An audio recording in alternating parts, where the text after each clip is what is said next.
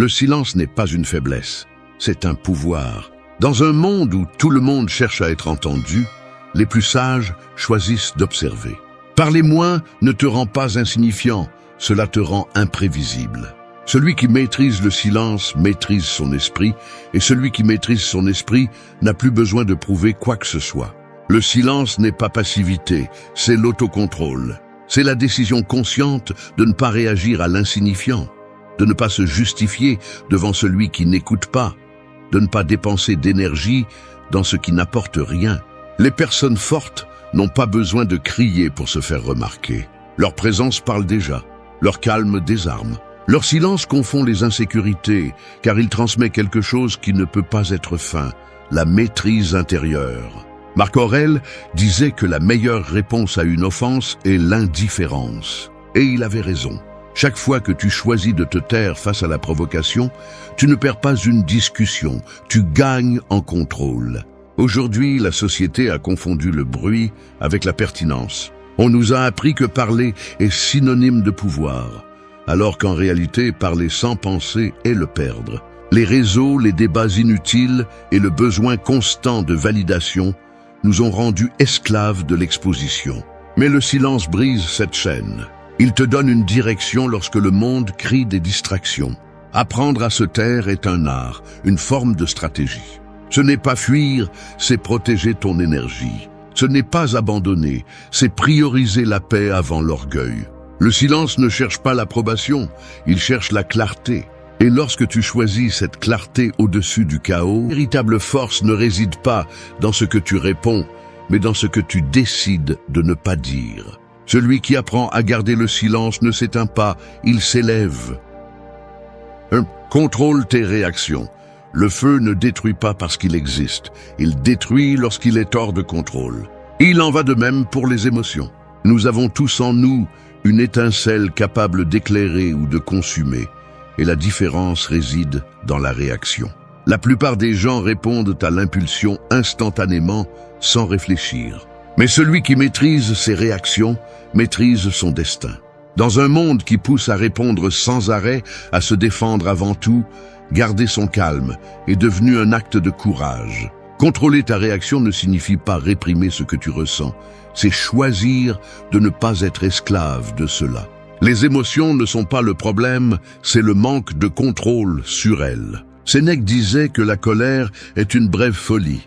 Et il avait raison, car à ce moment où tu perds le contrôle, tu perds aussi ton pouvoir. Lorsque tu réagis impulsivement, tu donnes ta paix à celui qui t'a provoqué. Et il n'y a rien de plus faible que de laisser quelqu'un d'autre décider de ton état d'esprit. Le silence dans ces moments n'est pas de la lâcheté, c'est de la maîtrise. C'est savoir que tu n'as pas besoin de répondre à tout, que tout ne mérite pas ton énergie.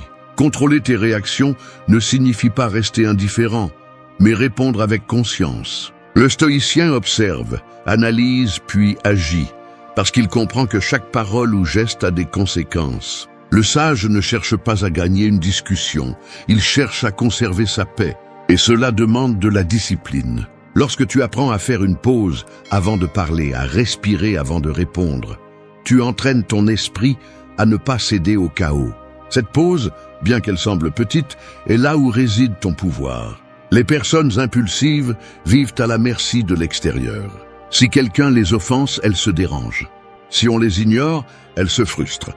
Si on les complimente, elles s'exaltent. Elles vivent comme des feuilles emportées par le vent. Mais celui qui maîtrise ses réactions devient un rocher, ferme, stable, inébranlable. Non pas parce qu'il ne ressent rien, mais parce qu'il a appris à gouverner ce qu'il ressent. Marc Aurèle écrivait que la tranquillité intérieure ne dépend pas des autres, mais de ce que tu décides de permettre dans ton esprit. Lorsque tu comprends cela, le bruit extérieur cesse d'avoir du pouvoir sur toi. En pratique, contrôler tes réactions implique d'apprendre à t'observer. Lorsque quelque chose te perturbe, ne réponds pas tout de suite. Regarde ce que tu ressens, reconnais-le et demande-toi si cela vaut la peine de donner ta paix pour cela. Presque toujours, la réponse sera non. Chaque fois que tu choisis le silence plutôt que la colère, tu te renforces. Chaque fois que tu choisis d'attendre plutôt que d'exploser, tu deviens plus sage. Contrôler ta réaction n'est pas gagner une bataille avec les autres, c'est la gagner avec toi-même. Le silence devient ainsi un outil d'autodéfense. Ne pas répondre à la provocation déconcerte celui qui cherche à te manipuler, car le pouvoir d'un manipulateur dépend de ta réaction. Lorsqu'il ne l'obtient pas, il perd son contrôle. Apprendre à garder son calme est donc une forme de stratégie émotionnelle. Tu cesses d'être réactif et tu deviens une personne qui agit avec intention. Chaque fois que tu choisis le silence face à la provocation, tu démontres que ton esprit n'est pas un territoire étranger, que tes émotions ne sont pas un champ de bataille pour les autres, que ta paix n'est pas à vendre. Parce que le véritable contrôle ne consiste pas à avoir toujours le dernier mot, mais à ne pas en avoir besoin. Celui qui contrôle ses réactions gagne non seulement le respect, mais aussi la liberté. Et cette liberté est le signe le plus clair d'un esprit fort. 2.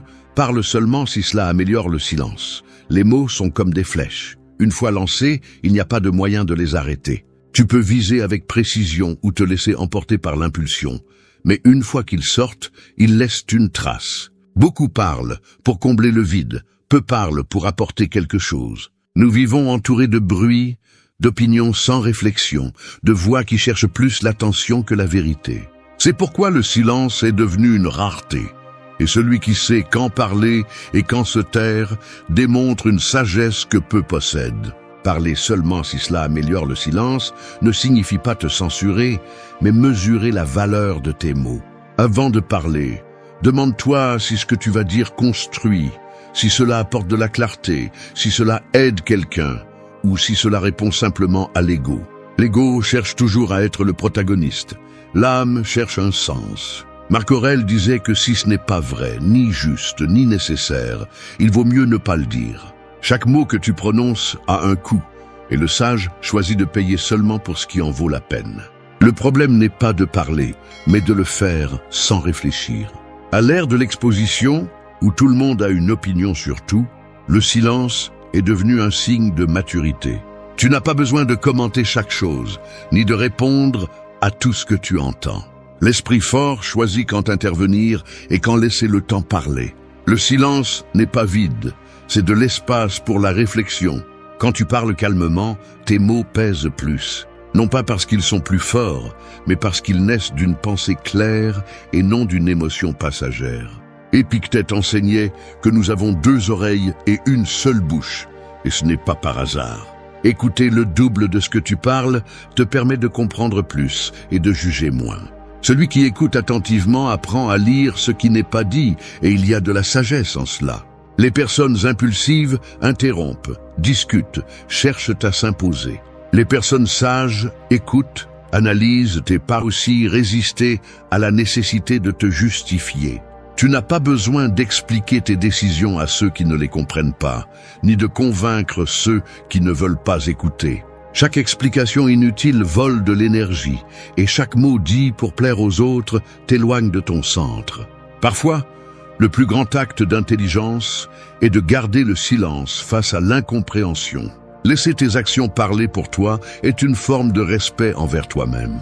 Dans la vie quotidienne, ce principe peut être appliqué dans chaque conversation.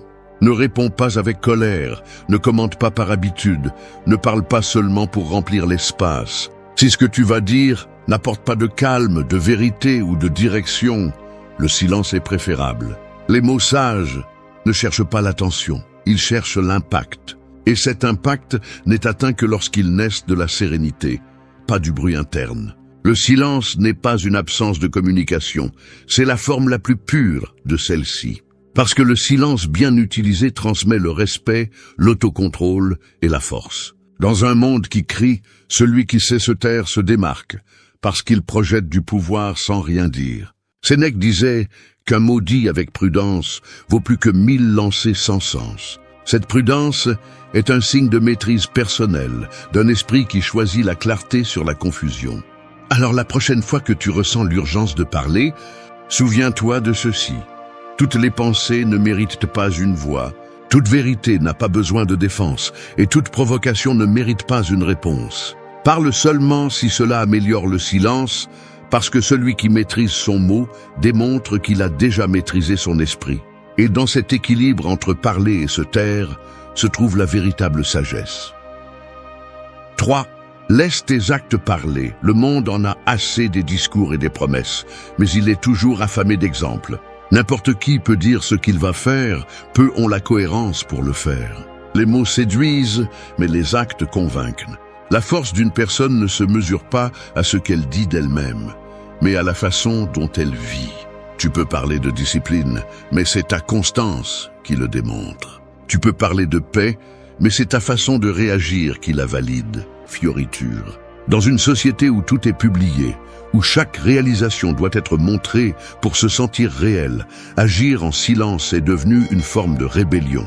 Les personnes qui travaillent en silence, qui construisent sans annoncer, qui progressent sans se vanter, sont souvent les plus difficiles à comprendre et les plus difficiles à arrêter. Parce qu'elles ne cherchent pas la reconnaissance, elles cherchent des résultats.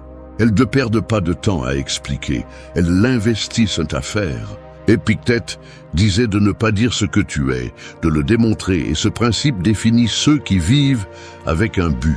La valeur du silence est qu'il te permet de te concentrer sur l'action et non sur l'approbation. Alors que les autres discutent de ce qu'ils vont faire, tu es déjà en mouvement. Chaque petite avancée parle plus que 1000 promesses. Les personnes sages comprennent que le bruit n'apporte pas le respect, c'est la cohérence qui l'apporte. La confiance se gagne lorsque tes paroles coïncident avec tes actes, et l'autorité morale naît lorsque tu n'as pas besoin de te justifier. Parler de tes plans ne les rend pas plus réels. Cela les expose seulement à des opinions extérieures qui peuvent te détourner. Laisser tes actes parler signifie aussi accepter que tu n'as pas besoin de te défendre contre les interprétations des autres. Si tu fais ce qui est juste, le temps sera ton témoin. Sénèque disait que celui qui agit bien n'a pas besoin d'applaudissements, car sa récompense est dans la vertu elle-même. Le sage se concentre sur sa croissance, non sur la perception des autres. Cette liberté de ne pas dépendre de la reconnaissance te donne une paix que peu connaissent. Dans la vie quotidienne, cela se reflète dans les moments les plus simples. Quand tu aides sans le dire, quand tu accomplis sans prévenir, quand tu t'améliores sans l'annoncer, tu pratiques le véritable pouvoir du silence. Chaque réalisation que tu ne publies pas devient une pierre de plus dans la forteresse de ton caractère. Celui qui agit en silence ne cherche pas la validation, il cherche la maîtrise. Et la maîtrise ne s'obtient pas avec des discours, mais avec de la discipline. Le silence protège aussi tes objectifs. Quand tu parles trop de ce que tu vas faire, ton esprit se détend, il pense qu'il l'a déjà accompli. Mais quand tu gardes tes plans et que tu les exécutes seulement, ton focus reste ferme. Les grandes réalisations ne naissent pas du bruit, elles naissent du travail silencieux. La croissance personnelle est la même. Elle se produit quand personne ne te voit, quand tu continues sans applaudissements, quand tu travailles pour toi et non pour le regard des autres. Laisser tes actes parler est une déclaration de pouvoir intérieur. C'est regarder le monde et dire « Je n'ai pas besoin de te convaincre, je te le montrerai ». C'est agir calmement, sans fanfaronnade, sans te justifier, sachant que le résultat sera suffisant. C'est l'essence du stoïcisme. Agir selon tes principes, non selon l'opinion des autres. Avec le temps, les mots sont oubliés, mais les actes laissent une trace. Parler est facile, agir en silence nécessite du caractère. N'explique pas ce que tu es, sois-le. Ne dis pas ce que tu vas faire, fais-le. Parce que quand tes actes parlent, il n'y a pas d'argument qui puisse les contredire. Et c'est le langage qui inspire le plus de respect, celui de l'exemple silencieux. 4. Construis sans annoncer. Les racines d'un arbre poussent en silence avant que quelqu'un ne voie son ombre. Personne n'applaudit leur processus, mais sans lui, il n'y aurait ni fruit ni refuge. Il en va de même pour la croissance personnelle. Invisible, lente et souvent solitaire. La société actuelle nous a appris à montrer chaque étape, à chercher l'approbation pour chaque progrès, à transformer l'évolution en spectacle. Mais les plus grandes choses ne naissent pas du bruit, elles naissent du silence. Construire sans annoncer, c'est travailler sur soi-même, sans avoir besoin de validation. C'est comprendre que la véritable transformation n'a pas besoin de témoins, elle a besoin d'engagement. Lorsque tu annonces tout ce que tu fais, ton esprit s'habitue à recevoir de la reconnaissance avant l'heure. Ce sentiment de récompense anticipée affaiblit la discipline, car il te donne l'impression d'avoir accompli quelque chose simplement en le racontant. Le silence, en revanche, te maintient concentré. Il t'oblige à te concentrer sur le processus et non sur l'approbation. Marc Aurèle disait que la meilleure vengeance est de ne pas être comme tes ennemis. Et cette phrase peut s'appliquer à cette idée. La meilleure démonstration de tes objectifs n'est pas d'en parler, mais de les réaliser. Construire en silence ne signifie pas se cacher, mais protéger ton énergie. Chaque fois que tu partages tes plans avec des personnes qui ne comprennent pas ta vision, tu t'exposes à des jugements, à l'envie ou au sabotage. Non par malveillance, mais parce que beaucoup ne peuvent pas voir au-delà de leurs propres limites. C'est pourquoi les sages gardent leurs projets pour eux jusqu'à ce qu'ils fleurissent. Ils ne cherchent pas l'approbation, ils cherchent l'efficacité. Le bruit des autres ne peut pas te distraire si tu choisis de ne pas l'écouter. Là, tu travailles sur tes faiblesses, tu corriges tes erreurs et tu renforces tes vertus. Il n'y a pas de spectateur, seulement de l'effort. M'inquiéter à glorifier ce qui est visible, oubliant que l'essentiel se passe dans l'invisible. Sénèque disait que la vertu n'a pas besoin de témoins, car elle est sa propre récompense. Celui qui comprend cela n'éprouve plus le besoin de prouver, car il comprend que la valeur de quelque chose ne se mesure pas par les yeux qui la regardent, mais par l'intention avec laquelle elle est faite. Dans la vie quotidienne, construire sans annoncer peut se voir dans des actions simples. Se lever tôt pour travailler sur ton objectif sans le publier, économiser sans le montrer, améliorer ton caractère sans le mentionner. Chaque pas silencieux te rend plus fort car tu agis par conviction, non par attention. Et cela fait de toi quelqu'un de dangereux dans le meilleur sens du terme. Une personne qui avance sans dépendre de la reconnaissance. Quand personne ne connaît tes plans, personne ne peut interférer avec eux. Le silence te permet aussi de surprendre. Alors que les autres attendent des résultats immédiats, tu continues de grandir à ton propre rythme. Lorsque ton progrès est enfin visible, il n'y a aucun moyen de le nier, car il n'a pas été annoncé, il a été construit. Ces réalisations parlent d'elles-mêmes, sans besoin de bruit.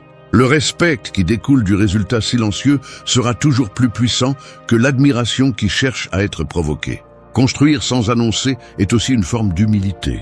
Cela signifie comprendre que tu n'as pas besoin de prouver ta valeur parce que tu la vis déjà. Cela signifie ne pas confondre visibilité et progrès. Beaucoup semblent avancer simplement parce qu'ils font du bruit, mais leur base est fragile. Celui qui avance en silence, en revanche, crée des fondations solides. Et quand la tempête arrive, sa structure reste ferme, tandis que les châteaux de mots s'effondrent. Laisse ton travail parler, que ta discipline soit ta carte de visite. Ne cherche pas à être vu, cherche à être constant. Ce que tu fais en silence aujourd'hui se reflètera dans ton futur avec une force impossible à cacher. 4. Construis sans annoncer. Les racines d'un arbre poussent en silence avant que quelqu'un ne voie son ombre. Personne n'applaudit leur processus, mais sans lui, il n'y aurait ni fruit ni refuge. Il en va de même pour la croissance personnelle. Invisible, lente et souvent solitaire. La société actuelle nous a appris à montrer chaque étape, à chercher l'approbation pour chaque progrès, à transformer l'évolution en spectacle. Mais les plus grandes choses ne naissent pas du bruit, elles naissent du silence. Construire sans annoncer, c'est travailler sur soi-même, sans avoir besoin de validation. C'est comprendre que la véritable transformation n'a pas besoin de témoins, elle a besoin d'engagement. Lorsque tu annonces tout ce que tu fais, ton esprit s'habitue à recevoir de la reconnaissance avant l'heure. Ce sentiment de récompense anticipée affaiblit la discipline, car il te donne l'impression d'avoir accompli quelque chose simplement en le racontant. Le silence, en revanche, te maintient concentré. Il t'oblige à te concentrer sur le processus et non sur l'approbation. Marc Aurèle disait que la meilleure vengeance est de ne pas être comme tes ennemis. Et cette phrase peut s'appliquer à cette idée. La meilleure démonstration de tes objectifs n'est pas d'en parler, mais de les réaliser. Construire en silence ne signifie pas se cacher, mais protéger ton énergie. Chaque fois que tu partages tes plans avec des personnes qui ne comprennent pas ta vision, tu t'exposes à des jugements, à l'envie ou au sabotage. Non par malveillance, mais parce que beaucoup ne peuvent pas voir au-delà de leurs propres limites. C'est pourquoi les sages gardent leurs projets pour eux jusqu'à ce qu'ils fleurissent. Ils ne cherchent pas l'approbation, ils cherchent l'efficacité. Le bruit des autres ne peut pas te distraire si tu choisis de ne pas l'écouter. Le processus de croissance personnelle est comme un atelier fermé où seul toi as accès. Là, tu travailles sur tes faiblesses, tu corriges tes erreurs et tu renforces tes vertus. Il n'y a pas de spectateur, seulement de l'effort. Mais la société a glorifié ce qui est visible, oubliant que l'essentiel se passe dans l'invisible. Sénèque disait que la vertu n'a pas besoin de témoins, car elle est sa propre récompense. Celui qui comprend cela n'éprouve plus le besoin de prouver, car il comprend que la valeur de quelque chose ne se mesure pas par les yeux qui la regardent, mais par l'intention avec laquelle elle est faite. Dans la vie quotidienne, construire sans annoncer peut se voir dans des actions simples. Se lever tôt pour travailler sur ton objectif sans le publier, économiser sans le montrer, améliorer ton caractère sans le mentionner. Chaque pas silencieux te rend plus fort car tu agis par conviction, non par attention. Et cela fait de toi quelqu'un de dangereux dans le meilleur sens du terme. Une personne qui avance sans dépendre de la reconnaissance. Quand personne ne connaît tes plans, personne ne peut interférer avec eux. Le silence te permet aussi de surprendre. Alors que les autres attendent des résultats immédiats, tu continues de grandir à ton propre rythme. Lorsque ton progrès est enfin visible, il n'y a aucun moyen de le nier, car il n'a pas été annoncé, il a été construit. Ces réalisations parlent d'elles-mêmes, sans besoin de bruit. Le respect qui découle du résultat silencieux sera toujours plus puissant que l'admiration qui cherche à être provoquée. Construire sans annoncer est aussi une forme d'humilité. Cela signifie comprendre que tu n'as pas besoin de prouver ta valeur parce que tu la vis déjà. Cela signifie ne pas confondre visibilité et progrès. Beaucoup semblent avancer simplement parce qu'ils font du bruit, mais leur base est fragile. Celui qui avance en silence, en revanche, crée des fondations solides. Et quand la tempête arrive, sa structure reste ferme, tandis que les châteaux de mots s'effondrent. Laisse ton travail parler, que ta discipline soit ta carte de visite. Ne cherche pas à être vu, cherche à être constant. Ce que tu fais en silence aujourd'hui se reflètera dans ton futur avec une force impossible à cacher. 5. Choisis la paix plutôt que la dispute. Au milieu d'une tempête, la mer ne se calme pas en criant contre le vent. Elle se calme quand elle cesse de résister. Il en va de même pour les disputes. Plus tu essaies d'avoir raison, plus tu te laisses entraîner dans le chaos. Choisir la paix n'est pas se rendre, c'est avoir la sagesse de ne pas entrer dans des batailles où la seule récompense est l'épuisement. Il y a ceux qui confondent le silence avec la faiblesse, mais la véritable force réside dans la sérénité qui n'a pas besoin de s'imposer. Tu n'as pas besoin de gagner chaque argument. Tu as besoin de conserver ton équilibre. La plupart des gens ne discutent pas pour comprendre, mais pour démontrer leur pouvoir. Dans les conversations chargées d'ego, personne n'écoute, tout le monde attend son tour pour attaquer. Et dans cet échange, la seule chose qui se perd est l'énergie. Le sage observe et se tait, parce qu'il comprend qu'il n'y a pas de victoire à convaincre celui qui ne veut pas comprendre. Marc Aurèle enseignait que la meilleure défense est de ne pas paraître offensé. Cette attitude n'est pas de la froideur, c'est de la maîtrise intérieure. Lorsque tu choisis de ne pas réagir, tu brises le ciel comme un bouclier invisible. Les disputes, pour la plupart, sont des pièges de l'ego. Elles cherchent la validation, elles cherchent à avoir le dernier mot, elles cherchent à nourrir l'illusion de contrôle. Mais la vérité est que personne ne gagne une dispute, seul l'esprit s'épuise. Choisir la paix nécessite une force que beaucoup ne comprennent pas. Ce n'est pas un manque de caractère, c'est savoir que l'autocontrôle vaut plus que n'importe quelle victoire verbale. Celui qui maîtrise son impulsion de répondre démontre que son esprit est entraîné à prioriser ce qui compte vraiment. Le silence dans ces moments est plus puissant que n'importe quel argument. Alors que d'autres élèvent la voix, tu conserves ton calme. Alors que d'autres cherchent à blesser, tu observes avec clarté. Cette distance mentale te donne un avantage qui ne s'obtient pas par des cris, mais par la sagesse. Épictète disait que tu ne peux pas contrôler ce que les autres disent, mais tu peux contrôler ta réponse. Et c'est à ce moment-là que ton pouvoir se définit. Le monde est plein de personnes qui perdent leur calme à cause des opinions des autres, des critiques insignifiantes ou des commentaires sans valeur. Le stoïcien, en revanche, choisit sa réponse avec précision ou ne répond tout simplement pas. Dans la vie quotidienne, ce principe peut s'appliquer à tout. N'entre pas dans des disputes familiales sans sens. N'essaie pas de convaincre celui qui a déjà décidé de ne pas te comprendre. Ne réponds pas avec fureur à celui qui cherche seulement de l'attention. Chaque mot que tu économises dans une bagarre est de l'énergie que tu conserves pour quelque chose de plus précieux. Sénèque disait que le plus grand signe de sagesse est la sérénité face à l'offense. Lorsque tu restes calme, alors que les autres perdent le contrôle, tu projettes une autorité qui n'a pas besoin d'être expliquée. Choisir la paix signifie aussi savoir quand se retirer. Toutes les conversations ne méritent pas ton temps. Toutes les provocations ne nécessitent pas de réponse. Parfois, le silence fait plus mal que n'importe quel mot, car il montre que tu n'es pas affecté. Lorsque tu choisis de ne pas réagir, tu ne cèdes pas, tu t'élèves au-dessus du conflit.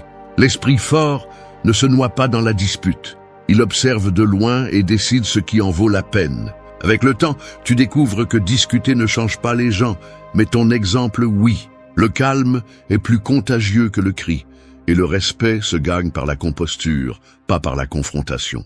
Le silence n'est pas l'absence d'opinion, c'est la présence de maîtrise intérieure. Choisir la paix plutôt que la dispute, c'est comprendre que la raison perd sa valeur lorsqu'elle est imposée avec colère. Laisse le bruit s'épuiser tout seul, reste ferme dans ton calme. Tu n'as pas besoin de prouver que... 6. Éloigne-toi des conversations vides. Il y a des voix qui éclairent et des voix qui drainent. Certains mots te font réfléchir, d'autres te laissent simplement fatigué. Toutes les conversations ne sont pas nourrissantes.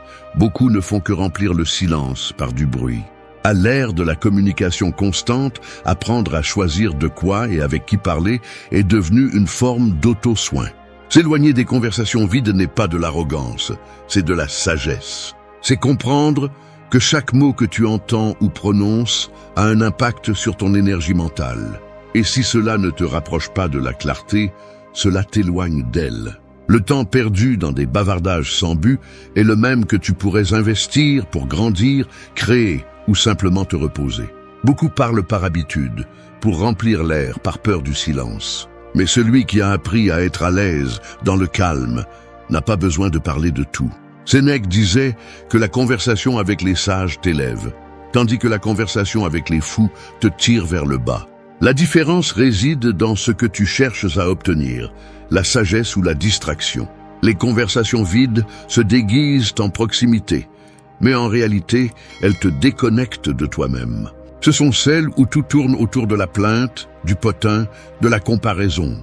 Lorsque tu y participes, sans t'en rendre compte, tu absorbes le bruit des autres et finis par porter des pensées qui ne sont même pas les tiennes. Apprendre à te retirer de ce type de dialogue ne te rend pas froid, cela te rend conscient. Tu n'as pas besoin de couper le lien avec les gens, mais avec les dynamiques qui t'épuisent. Dans la vie quotidienne, ce principe se manifeste dans les choses les plus simples. Quand quelqu'un cherche à parler mal d'un autre, change de sujet ou garde le silence. Quand quelqu'un discute sans intention de comprendre, retire-toi sans explication.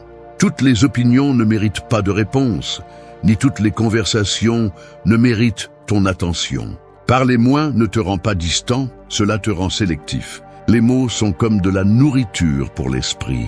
Si tu ne les choisis pas bien, tu finis par t'intoxiquer avec ce que tu consommes. Le silence, en revanche, purifie. Lorsque tu passes plus de temps à observer qu'à donner ton avis, tu commences à remarquer la superficialité de nombreux échanges. Tu te rends compte qu'une grande partie de ce que les gens disent ne cherche pas à apporter mais à combler des vides personnels. Et c'est là que le silence devient ton filtre le plus puissant. Tu apprends à écouter sans absorber, à comprendre sans t'impliquer. La maturité arrive quand tu n'as plus besoin de participer à tout, quand tu comprends que ne pas réagir est aussi une réponse.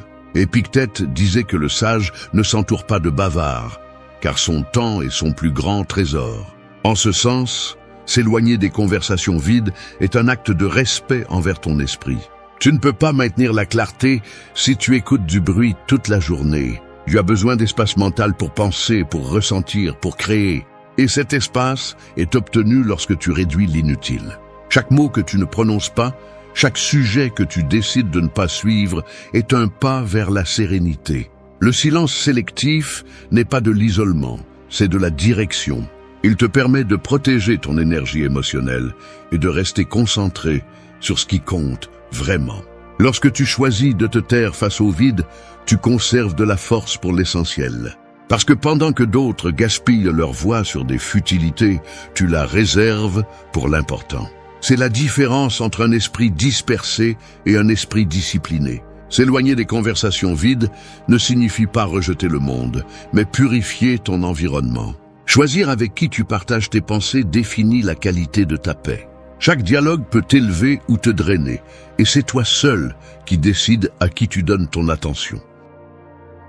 7. Garde tes accomplissements en silence. Un diamant ne crie pas pour briller, il reflète simplement la lumière. Il en va de même pour les véritables accomplissements. Ils n'ont pas besoin d'être annoncés, car leur présence se fait sentir. À une époque où tout est publié, où chaque objectif semble incomplet sans validation externe, garder tes accomplissements en silence est devenu un signe de force intérieure. Non pas parce que tu manques de fierté, mais parce que tu comprends que tu n'as pas besoin de le prouver pour qu'il existe. La personne qui se vante de son avancement cherche l'approbation. Celle qui tait sa progression cherche la croissance. Montrer chaque étape est une façon de nourrir l'ego, et l'ego a toujours faim. C'est pourquoi il ne se sent jamais satisfait, peu importe combien tu le nourris. Mais les nobles se suffisent à elles-mêmes. Elles ne cherchent pas de témoins. Quand tu fais quelque chose de précieux et que tu choisis de ne pas le montrer, tu renforces ton indépendance émotionnelle. Tu ne travailles plus pour les applaudissements, tu travailles pour un but. Le bruit des autres peut brouiller tes motivations. Si tes accomplissements dépendent de l'approbation, chaque opinion externe pourra ébranler ta confiance. Mais si ta satisfaction vient de l'effort personnel, rien ni personne ne pourra te l'enlever. Le silence protège ton avancement. Pendant que les autres donnent leur avis, tu continues à construire. Pendant que les autres célèbrent le superficiel, tu renforces l'essentiel.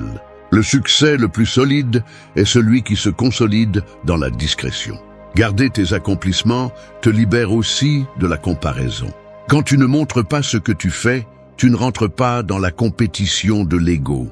Tu ne ressens plus le besoin de mesurer ta valeur par rapport à celle des autres. Et cela te donne de la liberté. Parce que la véritable paix n'est pas d'être admiré, mais d'être en paix avec toi-même. Le silence t'apprend à apprécier ton chemin sans dépendre du bruit extérieur. En pratique, ce principe s'applique à tout. Si tu atteins un objectif personnel, célèbre-le avec toi-même avant de le partager. Verront ton changement sans que tu dises un mot. Tu n'as pas besoin de dire que tu as progressé quand ta présence transmet déjà calme, maturité et concentration. Celui qui évolue n'a pas besoin de l'annoncer, car son énergie le communique déjà. Épictète enseignait que l'humilité ne consiste pas à te nier, mais à ne pas dépendre du regard des autres. Garder tes accomplissements est un acte d'humilité consciente, non pas parce que tu te minimises, mais parce que tu choisis de ne pas transformer tes victoires en monnaie sociale. Le sage n'a pas besoin de bruit pour se sentir grand, car sa grandeur vient du contrôle de lui-même. Et ce contrôle se démontre dans le silence, dans la sobriété avec laquelle il marche même après avoir triomphé. Chaque chose que tu révèles devient vulnérable, mais ce que tu gardes reste intact, fort à toi. Quand tu apprends à garder tes progrès secrets, tu développes un calme qui déconcerte les autres. Ils ne comprennent pas comment tu avances si tu ne l'annonces pas. Ils ne comprennent pas comment tu accomplis tant sans chercher l'attention. Cette incompréhension est ton avantage, car pendant qu'il se distrait en essayant d'être vu, tu continues à grandir en silence. Le garder n'est pas le cacher, c'est valoriser sa signification. Tout n'a pas besoin d'être montré pour avoir du poids. Parfois, le plus puissant est ce que personne ne sait, ce que toi seul reconnais en toi. C'est la différence entre le bruit du succès et la sérénité de la maîtrise personnelle. Laisse le monde voir les fruits quand ils fleurissent, pas quand ils sont encore des graines. Parce que celui qui garde ses accomplissements en silence n'a pas besoin de reconnaissance, il vit déjà dans son propre respect. Oui, utilise le silence comme ta défense. Le silence est comme une armure invisible, légère mais impénétrable. Il ne rouille pas avec le temps, ni ne se brise avec les mots des autres. Il protège sans avoir besoin d'attaquer.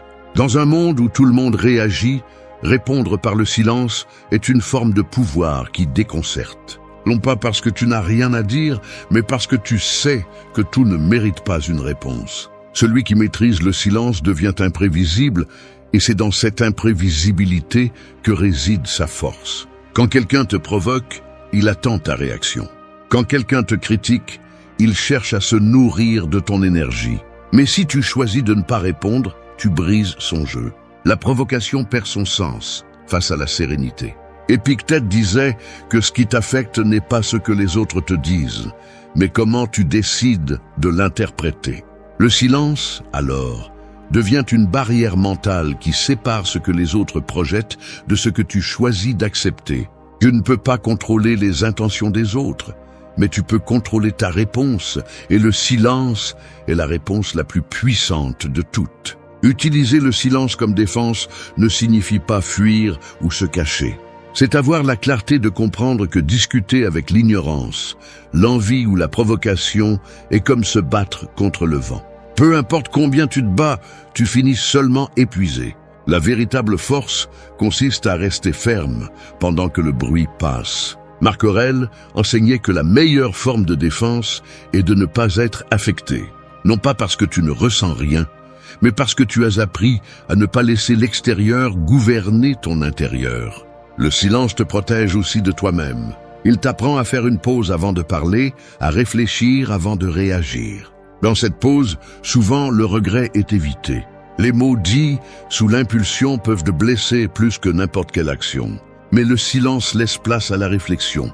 Il te permet de voir clairement ce que la colère déforme. Chaque fois que tu choisis de ne pas répondre, tu te dis à toi-même que ta paix vaut plus qu'une victoire momentanée.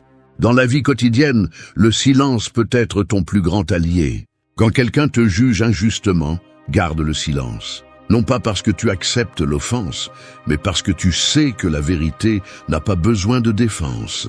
Quand quelqu'un cherche de l'attention avec des provocations, ne participe pas. Le manque de réaction désarme celui qui attend un conflit. Et quand les mots des autres cherchent à salir ton nom, rappelle-toi que le temps est le meilleur filtre. Tout ce qui est faux s'effondre seul. Tout ce qui est vrai résiste en silence. Sénèque disait que l'esprit tranquille n'a pas besoin de bruit pour prouver sa valeur. C'est l'essence d'utiliser le silence comme défense. Tu n'as pas besoin de te justifier, tu n'as pas besoin de t'expliquer, tu n'as pas besoin de convaincre. Les personnes sages comprennent que parler trop affaiblit le message, tandis que le silence le renforce. Chaque mot que tu décides de ne pas dire est une démonstration de maîtrise de soi. Chaque silence que tu choisis de garder est une déclaration de pouvoir. Dans un monde plein d'opinions, de critiques et de jugements, garder le silence et garder ton espace mental propre. Tu n'as pas besoin de participer au bruit des autres pour prouver ta force. La sérénité est une forme de résistance. Alors que les autres crient pour être entendus, tu observes, tu réfléchis et tu réponds seulement quand c'est nécessaire. Cette attitude déconcerte, mais elle inspire aussi. Parce que le silence, bien utilisé, n'est pas une faiblesse, c'est une stratégie. Utiliser le silence comme défense, c'est s'élever au-dessus du conflit. C'est comprendre que toutes les batailles ne méritent pas de combat, que toute offense ne mérite pas de réponse et que toute opinion ne mérite pas de place dans ton esprit. Quand tu apprends à te protéger avec le silence, le monde ne t'épuise plus, tu l'observes avec calme. Les mots révèlent qui tu es vraiment, plus que tes gestes, ton corps ou tes réalisations. Chaque fois que tu parles, tu exposes ton niveau de contrôle, ta maturité et ta force intérieure. Un homme ne se mesure pas par ce qu'il dit quand tout va bien, mais par ce qui sort de sa bouche quand les choses s'effondrent. Certains parlent avec des plaintes, d'autres avec du ressentiment et peu avec sagesse. Dans ce contraste, on distingue le faible du fort, l'émotionnel du discipliné, celui qui réagit de celui qui domine. Un homme faible utilise des phrases qui le lient. « Je ne peux pas, ce n'est pas juste, la vie est contre moi ». Chacun de ces mots reflète un esprit abandonné, un cœur qui cherche des excuses plutôt que des solutions. En revanche, un homme fort choisit chaque mot avec précision. Il n'a pas besoin de crier pour se faire entendre, ni de se justifier pour prouver sa valeur. Son langage reflète la maîtrise, la responsabilité et la direction. Le stoïcisme enseigne que la langue est l'écho de l'esprit. Si tes mots sont remplis de plaintes, c'est parce que ton esprit est plein de chaos.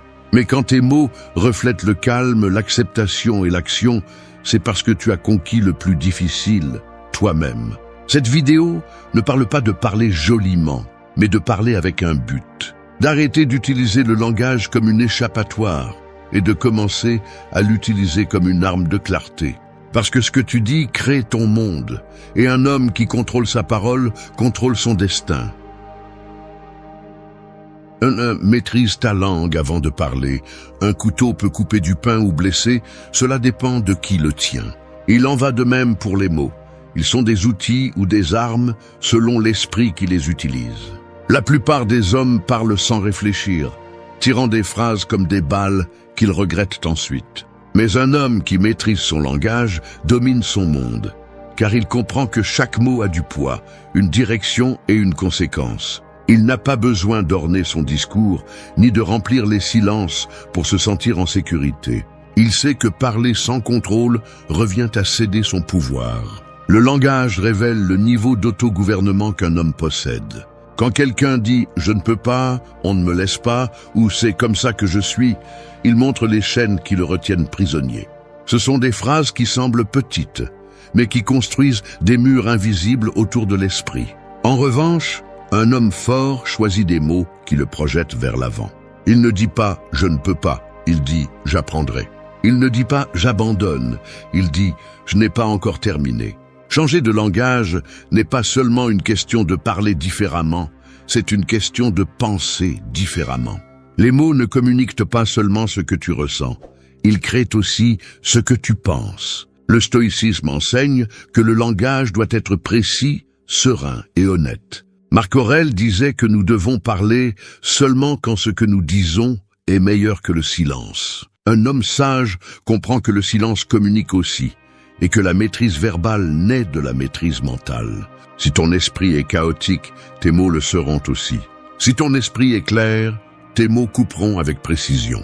C'est pourquoi l'homme stoïcien réfléchit avant de parler, observe avant de répondre, et choisit le moment exact pour dire ce qui est nécessaire. Contrôler ce que tu dis n'est pas de la répression, c'est de l'intelligence émotionnelle. Un homme qui maîtrise sa langue démontre qu'il maîtrise son caractère. La véritable force ne se voit pas dans le volume de la voix, mais dans la sérénité de celui qui sait quand se taire. Tu n'as pas besoin de t'imposer avec des cris ou de longues explications. Il suffit de parler avec conviction, sans exagérer, sans chercher l'approbation, sans orner la vérité. Bien parler ne signifie pas parler beaucoup, mais dire ce qu'il faut avec force et clarté. Quand tu apprends à mesurer tes mots, tu commences aussi à contrôler tes émotions. La plupart réagissent avec colère, sarcasme ou plainte parce qu'ils n'ont pas de contrôle interne. Un homme faible lance des mots comme on lance des pierres dans le vide, juste pour se sentir entendu. Mais l'homme qui maîtrise son langage ne réagit pas, il répond. Et c'est dans cette différence que réside la véritable grandeur. La parole consciente est un acte de pouvoir. Chaque fois que tu choisis de ne pas dire quelque chose qui naît de l'impulsion, tu te renforces. Chaque fois que tu transformes une plainte en une affirmation constructive, tu entraînes ton esprit à la sérénité. Pratique l'art de parler avec intention. Avant d'ouvrir la bouche, demande-toi, est-ce que cela apporte quelque chose? Est-ce que cela construit? Est-ce que cela reflète qui je veux être? Si la réponse est non, garde le silence. Si c'est oui, parle avec fermeté. Maîtriser le langage ne se fait pas en un jour. Cela se cultive avec discipline, observation et humilité. Écoute-toi, corrige ce que tu dis, élimine les phrases de faiblesse et remplace-les par des mots qui reflètent la croissance. Un homme fort n'a pas besoin de promettre, il suffit de tenir. Il n'a pas besoin de se vanter, il suffit d'agir. Et il n'a pas besoin de beaucoup de mots, juste des mots corrects. Parce que celui qui maîtrise son langage ne gagne pas seulement le respect des autres, il gagne aussi le respect de lui-même. 2. Remplace la plainte par l'action. Les plaintes sont comme des fuites d'eau dans une maison. Au début, elles semblent insignifiantes, mais si tu ne les répares pas, elles finissent par tout inonder. C'est ainsi fonctionne l'esprit de celui qui se plaint sans cesse. Il laisse fuir son énergie, perd de la force et s'affaiblit sans s'en rendre compte. La plainte est le langage de la stagnation, une manière élégante d'abandonner sans l'admettre. Un homme qui vit en se plaignant devient esclave de son propre discours. Il n'avance pas car il a appris à se justifier au lieu de se corriger. L'homme fort comprend que la plainte ne change rien, mais que l'action change tout. Quand quelque chose tourne mal, il ne se demande pas « pourquoi moi ?», mais « que puis-je faire maintenant ?» Cette différence de perspective le sépare de la foule. Tandis que la majorité cherche des coupables, l'homme maître de lui-même cherche des solutions. Le stoïcisme enseigne que nous ne contrôlons pas ce qui arrive, mais que nous contrôlons notre réponse. Et celui qui dépense son énergie à se lamenter oublie qu'il pourrait l'utiliser pour avancer. Se plaindre procure un soulagement momentané, mais laisse un vide.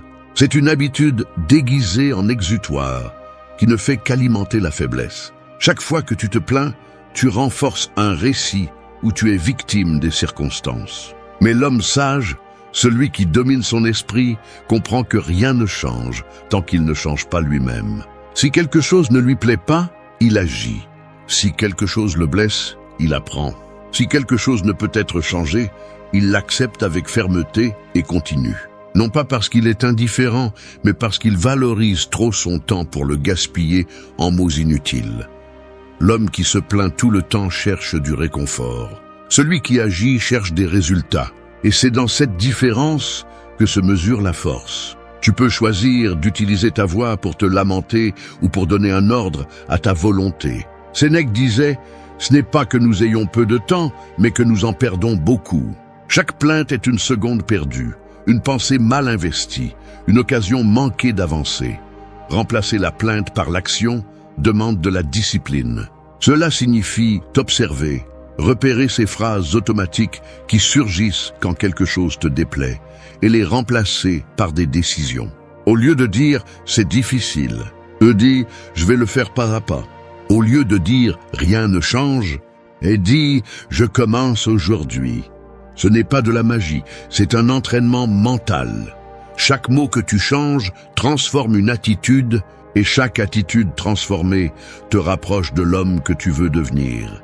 Les hommes qui laissent une trace ne sont pas ceux qui se lamentent du monde, mais ceux qui l'affrontent avec courage. Quand tu remplaces la plainte par l'action, tu reprends le contrôle de ton histoire. Tu cesses d'être spectateur pour devenir acteur. Car la plainte est du bruit, mais l'action est du pouvoir. Et celui qui agit au lieu de se plaindre montre qu'il a compris une leçon que beaucoup n'apprendront jamais. La maîtrise de soi commence quand tu choisis le silence du travail plutôt que le bruit de la frustration. 3. Assume toute responsabilité. Quand un bateau coule, le capitaine ne blâme pas la mer. Il évalue le gouvernail, vérifie les voiles et analyse ses décisions. C'est ainsi qu'agit un homme qui comprend que sa vie dépend de sa direction, non des tempêtes. Beaucoup veulent naviguer, mais peu acceptent le poids du commandement.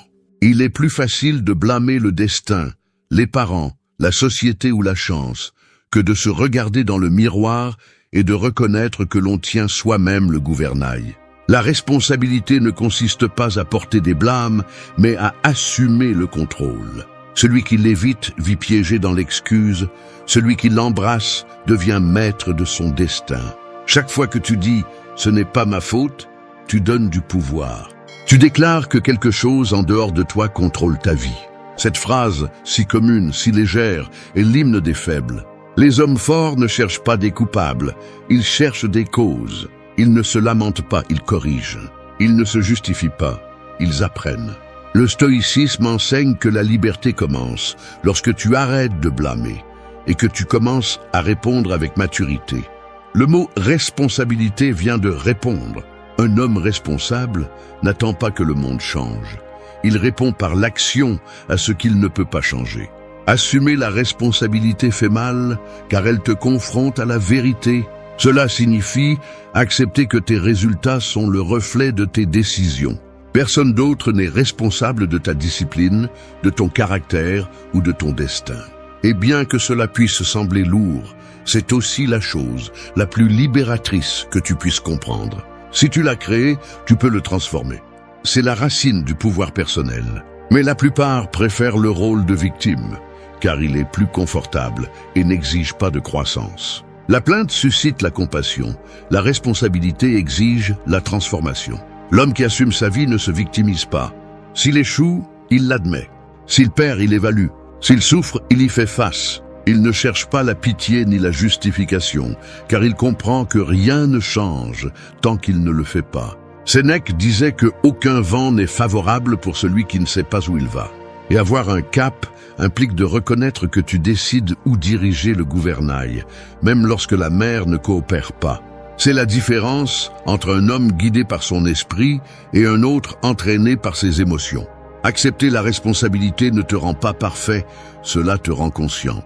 Cela t'oblige à sortir du rôle de l'enfant qui attend que les autres le sauvent et à prendre le rôle de l'homme qui crée son propre chemin. Lorsque tu reconnais que la vie que tu as est la conséquence de ce que tu as choisi ou permis, tu cesses de voir le monde comme un ennemi et tu commences à l'utiliser comme un terrain d'entraînement. Chaque obstacle devient une leçon, chaque erreur une opportunité d'amélioration. L'homme faible voit des problèmes, l'homme responsable voit des processus. Il n'y a pas de croissance sans autocritique. Regarde-toi avec honnêteté, sans punition, mais sans indulgence. Demande-toi ce que tu aurais pu faire différemment. Quelle part de ce qui t'affecte tu permets? Ne cherche pas d'excuses, cherche des solutions. Cela te place dans une position de pouvoir. Tu ne contrôles pas les circonstances, mais tu contrôles toujours ta réponse. Et ce choix, répété encore et encore, forge le caractère. Être responsable, ce n'est pas porter le monde sur ses épaules, c'est porter son esprit avec clarté. C'est comprendre que tes actes, tes paroles et tes pensées construisent ou détruisent ta vie. Arrête de dire « c'est comme ça que je suis » et commence à dire « c'est comme ça que je me forme ». Arrête de dire « on m'a fait du mal » et commence à dire « je suis en train de guérir ». Change la narration et tu changeras ton destin. La responsabilité n'est pas un fardeau, c'est un signe de force. L'homme qui l'assume inspire le respect, non parce qu'il est parfait, mais parce qu'il ose être maître de lui-même. 4. Écoute plus, parle moins. Dans le bruit constant du monde moderne, le silence est devenu un luxe que peu savent apprécier. Beaucoup d'hommes pensent que parler plus les rend plus intelligents, plus forts ou plus sûrs. Mais la vérité est que l'homme le plus sage de la pièce est presque toujours celui qui parle le moins. Écouter n'est pas une faiblesse, c'est une stratégie. Dans une conversation, celui qui écoute a l'avantage parce qu'il apprend, analyse et comprend ce que les autres ignorent par désir d'avoir toujours le dernier mot. L'esprit faible cherche l'attention, l'esprit fort cherche la compréhension. Parler sans penser est un reflet de l'ego. Écouter en silence est un signe de maîtrise intérieure. Lorsque tu apprends à garder le silence, tu te rends compte que tout ne nécessite pas une réponse immédiate. Tout ne mérite pas ton opinion. Tout ne doit pas devenir un débat. Un homme qui contrôle sa parole n'a pas besoin de s'imposer car sa présence parle pour lui. Les paroles vides sont vite oubliées, mais le silence conscient laisse une trace. Écouter davantage implique également de l'humilité. Cela signifie accepter que tu ne sais pas tout, que tu peux apprendre même du plus silencieux. L'homme arrogant interrompt, mais le sage attend, analyse, laisse l'autre exprimer sa pensée puis répond avec précision. Cette patience est une forme d'intelligence. Le stoïcisme enseigne qu'il n'y a pas de sagesse sans connaissance de soi et que l'écoute est une manière de te connaître, car en écoutant l'autre, tu t'observes toi-même. Tu découvres tes jugements, tes réactions et tes impulsions. L'homme qui parle sans cesse parle souvent à partir de l'insécurité. Il cherche à combler le silence parce qu'il craint ce qu'il peut y trouver. Mais le silence n'est pas vide, c'est du pouvoir. Dans le silence se révèlent les véritables intentions, les émotions refoulées et les vérités que le bruit cache. Si tu apprends à rester silencieux, tu commenceras à entendre ce que personne d'autre n'entend, les signaux, les gestes, les contradictions et les opportunités. Le silence te transforme en observateur, et celui qui observe comprend avant d'agir. Écouter ne signifie pas se taire par soumission, mais choisir le moment juste pour parler avec impact. Quand un homme parle moins, ses mots pèsent plus. Il n'a pas besoin de les répéter car ils proviennent de la réflexion, pas de l'impulsion. Chaque mot prononcé avec calme a du pouvoir. Et ce pouvoir naît du silence qui le précède. La parole sans pause perd de la valeur, mais la parole qui se fait attendre gagne en autorité. Pratique l'écoute active en tout. Écoute sans interrompre, sans planifier ce que tu vas répondre, sans besoin de corriger. Écoute pour comprendre, pas pour répondre. Dans les conversations avec les autres, avec le monde et avec toi-même, tu remarqueras qu'en écoutant davantage, tu penses aussi mieux. Car le silence est la salle de gym où l'esprit s'entraîne. Là, tu développes la patience, l'empathie et la clarté qui te permettent d'agir avec sagesse. L'homme sage ne cherche pas à être le centre d'attention, il cherche le centre d'équilibre. Il parle quand il a quelque chose à apporter, pas pour remplir l'air. C'est la différence entre celui qui a besoin d'être écouté et celui qui s'écoute déjà lui-même. Quand tu choisis le silence sur la réaction, tu cesses d'agir par impulsion et tu commences à agir par intention. Écouter plus et parler moins n'est pas une technique sociale, c'est une forme de pouvoir. Cela te donne le contrôle sur toi-même, sur tes émotions et sur tes relations. Parce que celui qui maîtrise le silence maîtrise l'environnement. Et celui qui maîtrise l'environnement n'a pas besoin de crier pour que le monde l'écoute. Sa présence suffit, son regard suffit, son calme dit tout. 5. Contrôle tes impulsions. Le feu peut chauffer ou détruire. Cela dépend si tu le contrôles ou s'il te consume. Il en va de même pour les impulsions. Un homme qui vit sous leur emprise se brûle encore et encore. Il réagit sans réfléchir, agit sans mesure, puis regrette. La véritable force n'est pas d'exploser de rage, mais de rester calme lorsque tout en toi veut crier. Contrôler tes impulsions ne te rend pas moins homme, cela te rend plus sage. Cela signifie que tes émotions travaillent pour toi, pas contre toi. Chaque fois que tu réagis avec colère, peur ou orgueil démesuré, tu cèdes ton pouvoir. L'esprit impulsif est comme un cheval emballé. Il a de la force mais sans direction. L'homme qui ne maîtrise pas ses émotions ne maîtrise pas sa vie. La différence entre le faible et le fort ne réside pas dans ce qu'ils ressentent, mais dans la manière dont ils réagissent. Le faible agit sur l'impulsion, le fort agit avec raison. Marc Aurèle disait que la meilleure façon de te défendre est de ne pas ressembler à tes ennemis, et cela inclut de ne pas laisser les émotions des autres dicter tes décisions. Le monde actuel pousse à réagir rapidement, à répondre immédiatement, à prouver. Mais la sagesse est d'attendre, d'observer et de décider calmement. Tout ce qui te provoque ne mérite pas une réponse. Tout ce qui t'irrite ne mérite pas ton attention. Un homme avec une maîtrise intérieure peut être au milieu du chaos et rester maître de lui-même. Non pas parce qu'il ne ressent rien, mais parce qu'il ne se laisse pas emporter.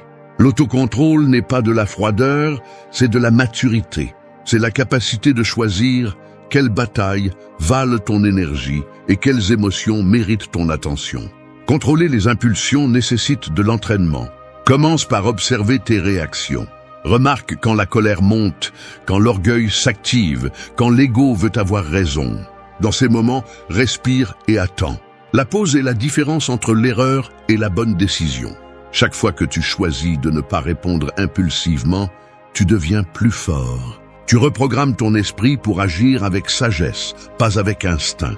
L'homme qui maîtrise ses impulsions inspire le respect sans dire un mot. Son calme déconcerte ceux qui vivent du drame. Son silence désarme ceux qui cherchent le conflit. Parce que le contrôle intérieur est une forme de pouvoir qui n'a pas besoin de démonstration. Il n'y a pas de plus grand signe de force que de garder son calme lorsque les autres perdent le leur. Maîtriser tes impulsions ne signifie pas te réprimer. Cela signifie diriger ton énergie vers ce qui te construit. Il ne s'agit pas de cesser de ressentir, mais de ressentir avec un but. L'homme impulsif se détruit en quelques secondes. L'homme conscient se construit jour après jour. Et tandis que l'un réagit à tout, l'autre décide dans quoi il vaut la peine d'investir son esprit. C'est la différence entre celui qui brûle et celui qui illumine. Le feu est en tous les deux, mais un seul a appris à le contrôler. 6. Crée ta raison d'être. Marcher sans but est comme ramer dans une mer sans horizon. Tu as de la force, tu as du mouvement, mais tu n'as pas de direction. Beaucoup d'hommes vivent ainsi, se battant chaque jour sans savoir où ils vont.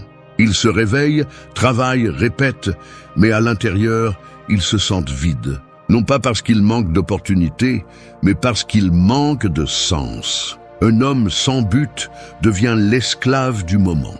Il se laisse entraîner par ce que les autres attendent de lui et finit par oublier ce qu'il veut vraiment être. Le but ne se trouve pas du jour au lendemain. Il se construit avec clarté et discipline. Il ne s'agit pas d'avoir un objectif quelconque, mais de savoir pourquoi tu fais ce que tu fais. Quand un homme vit avec un but, ses paroles et ses actions s'alignent. Il ne gaspille pas d'énergie dans des choses sans valeur. Il ne cherche pas l'approbation. Il ne se laisse pas distraire par ce qui n'apporte rien. Tout ce qu'il fait a une raison derrière, et cela le rend inébranlable. La plupart des gens cherchent de la motivation, mais ce dont ils ont vraiment besoin, c'est de la direction. La motivation s'éteint rapidement, le but non. C'est la boussole qui te maintient ferme lorsque la vie te met à l'épreuve. Un homme avec un but n'a pas besoin qu'on le pousse, il se déplace lui-même. Quand tout va mal, il se souvient pourquoi il a commencé. Et cette raison est plus forte que n'importe quel obstacle. Épictète disait que aucun homme n'est libre s'il n'est pas maître de lui-même. Et avoir un but, c'est précisément cela, être maître de tes décisions, de tes pas, de ton chemin. Avoir un but ne signifie pas avoir tout résolu, cela signifie avoir une vision qui te soutient lorsque le reste s'effondre. C'est ce qui te relève lorsque la fatigue te vainc, ce qui te fait continuer lorsque personne ne croit en toi. C'est ta cause personnelle, ce qui donne du poids à ton existence. Tu n'as pas à changer le monde, il suffit de changer ton monde, mais de le faire avec intention. Pour construire ton but, observe ce qui te fait te sentir vivant, quelles activités te remplissent, quels problèmes te motivent à chercher des solutions. Le but ne naît pas du désir de reconnaissance, mais de la volonté de contribuer. Quand tu le trouves, protège-le.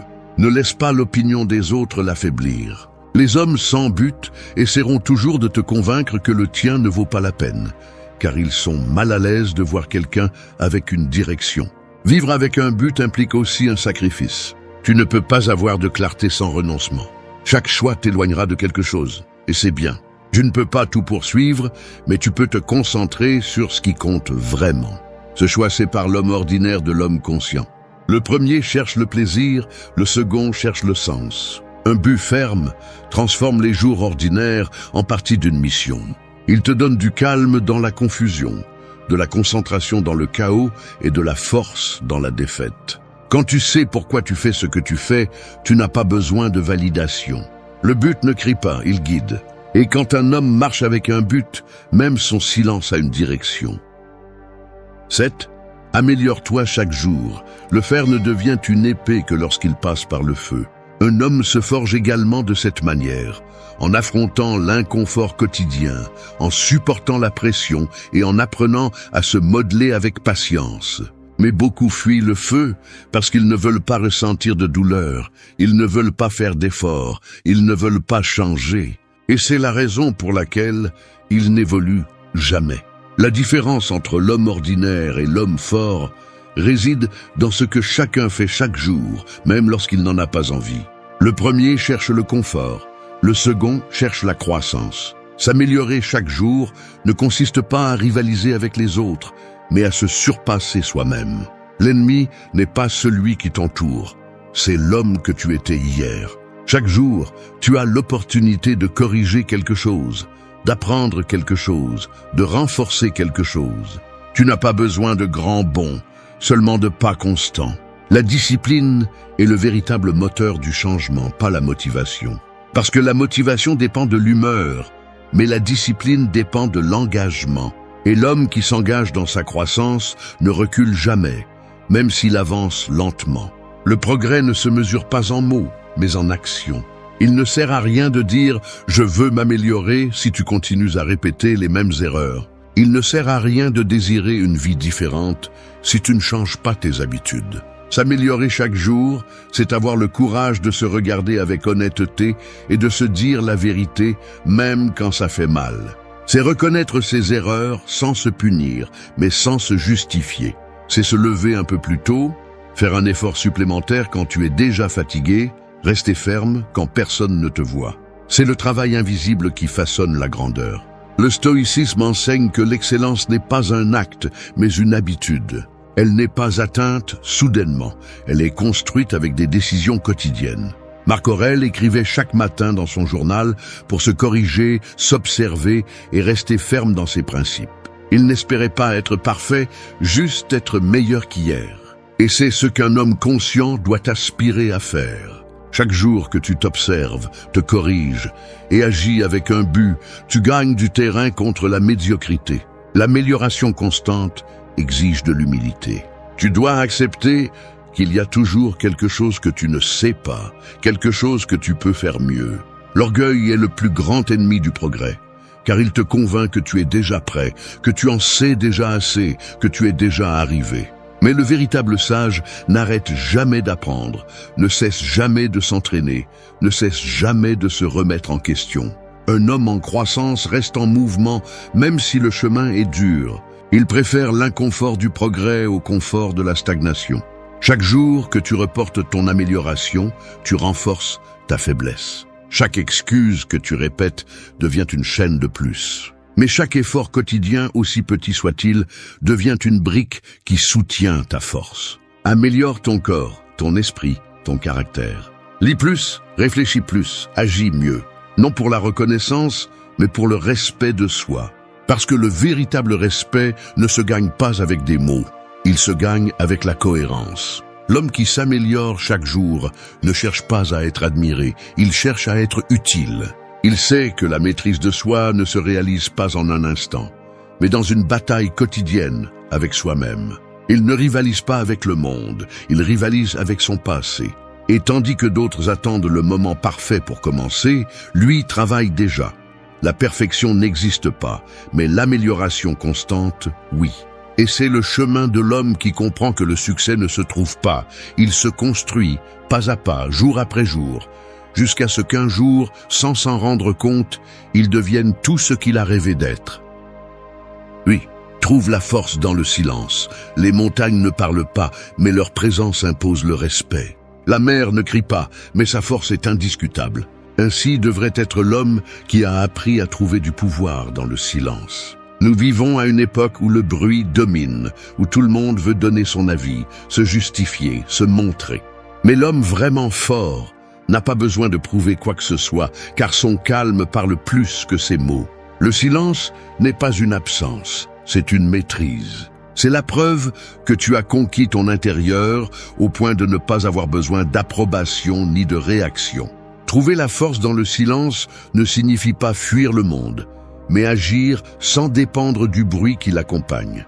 Cela signifie comprendre que la valeur ne se mesure pas par ce que tu dis, mais par ce que tu fais quand personne ne te voit. Les faibles cherchent l'attention, les forts cherchent un but. Les faibles réagissent au bruit extérieur, les forts restent fermes dans leur propre centre. Le silence est cet espace où tout se met en ordre, où tu peux entendre ta raison au-dessus de tes émotions. Beaucoup confondent le silence avec la faiblesse, mais c'est tout le contraire. Garder le silence quand tu pourrais répondre avec colère, quand tu pourrais te défendre ou humilier, demande plus de force que n'importe quel coup. Le silence conscient n'est pas passivité, c'est stratégie. C'est choisir de ne pas agir jusqu'à ce que l'esprit soit prêt et le moment soit le bon. Un homme qui maîtrise son silence n'est pas facile à provoquer, et cela déconcerte ceux qui vivent du conflit. Celui qui ne réagit pas vite contrôle le jeu. Le silence révèle aussi l'autoconfiance. Seul celui qui se sent en sécurité peut rester silencieux pendant que les autres parlent. Il n'a pas besoin de justifier ses actions car il sait qui il est. Le silence est sa déclaration la plus puissante. Il ne crie pas pour prouver sa valeur, ni ne s'explique pour plaire. Il agit simplement et sa cohérence parle pour lui. Dans un monde où la plupart cherchent l'attention, l'homme qui reste calme devient un mystère. Et dans le silence, le mystère a toujours du pouvoir. Pratiquer le silence te permet d'observer ce que les autres ne voient pas. Cela te rend plus conscient des intentions, des émotions et des dynamiques qui animent les gens. Quand tu te tais, tu écoutes plus, tu perçois plus et tu comprends mieux. Tu commences à répondre à partir de la clarté, pas de l'impulsion. Et cela change tout, car celui qui agit à partir de la clarté est toujours un pas en avant. Les stoïciens le savaient bien. Marc Aurèle écrivait pour lui-même, pas pour le monde. Sa sagesse est née du dialogue intérieur, pas du besoin d'être entendu. L'homme qui trouve la force dans le silence transforme son énergie. Il cesse de dépenser des mots pour défendre sa valeur et les investit pour la renforcer. Le bruit t'affaiblit, le silence te centre. Quand tu apprends à être calme, même quand tout autour de toi semble se désorganiser, tu découvres que le contrôle ne consiste pas à dominer l'extérieur, mais à rester ferme à l'intérieur. C'est la vraie victoire. Parler moins ne signifie pas te réprimer, cela signifie t'élever. Parce que le silence n'est pas vide, c'est profondeur. Chaque mot que tu décides de ne pas dire te rend plus sage. Chaque impulsion que tu contiens te rend plus fort. Tu n'as pas besoin de bruit pour laisser une trace. Tu as besoin de présence, de cohérence et de contrôle. Un homme qui maîtrise le silence marche différemment, observe différemment et pense différemment. Son pouvoir n'est pas dans ce qu'il dit, mais dans ce qu'il inspire, sans prononcer un seul mot. Et quand tu arrives à ce point, tu découvres que le silence n'est pas la solitude, c'est ta meilleure compagnie. 9.